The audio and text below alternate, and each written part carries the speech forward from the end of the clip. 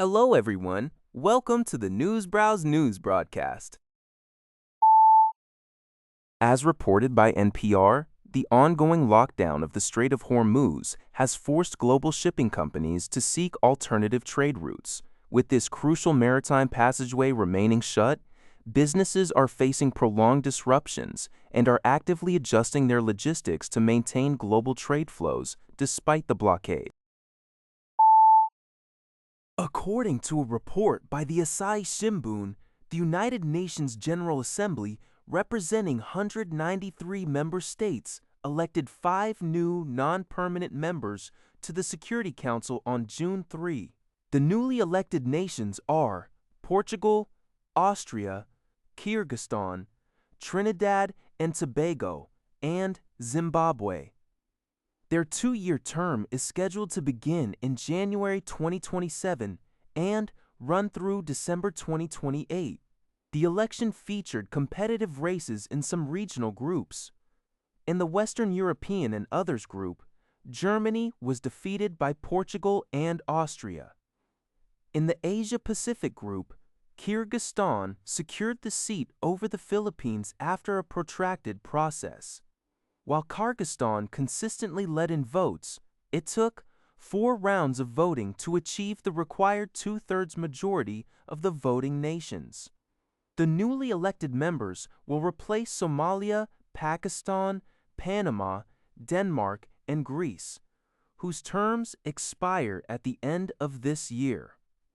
Starting next year, they will join the 5 permanent members: the United States, the United Kingdom, France, Russia, and China, along with Bahrain, Colombia, the Democratic Republic of the Congo, Latvia, and Liberia, to constitute the 15-member Security Council.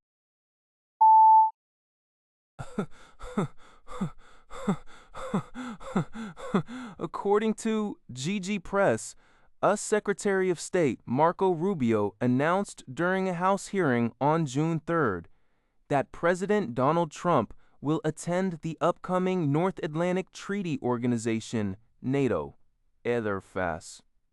The summit is scheduled to take place on July 7th and 8th in Ankara, the capital of Turkey. There had been widespread concerns that Trump might skip the summit altogether.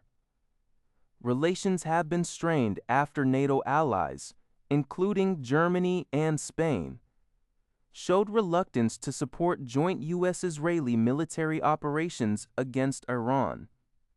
In response, Trump had criticized the alliance as a paper tiger and even hinted at a potential U.S. withdrawal.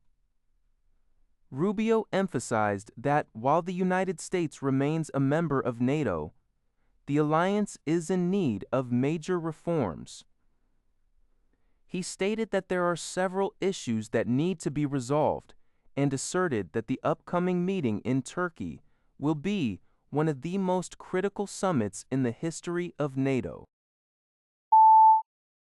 According to a CNBC report, printed circuit boards, PCBs, the foundational components that sit beneath almost every microchip, have emerged as a major national security and supply chain vulnerability for the United States.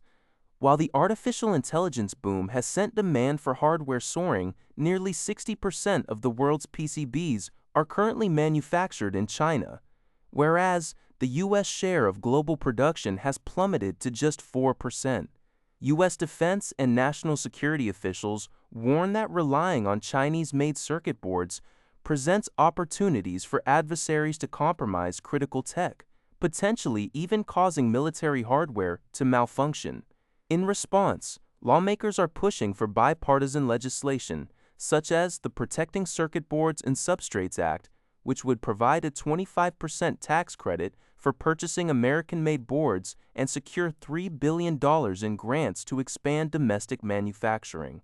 Major U.S. PCB manufacturers like TTM Technologies and Sanmina are experiencing rapid growth but struggle to keep pace with both military and AI commercial demand. experts emphasize that building a competitive domestic PCB industry is essential for securing technology pipelines and maintaining a resilient Western supply chain. According to UPI, NASA has officially declared the Mars atmosphere and volatile evolution MAVEN spacecraft unrecoverable, bringing its historic 11-year mission to an end. The space agency last received a transmission from the satellite on December 6, 2025, right before its orbit passed behind Mars. When the spacecraft emerged, communication failed to resume. Investigators believe MAVEN began rotating at an unusually high rate, which ultimately drained its batteries.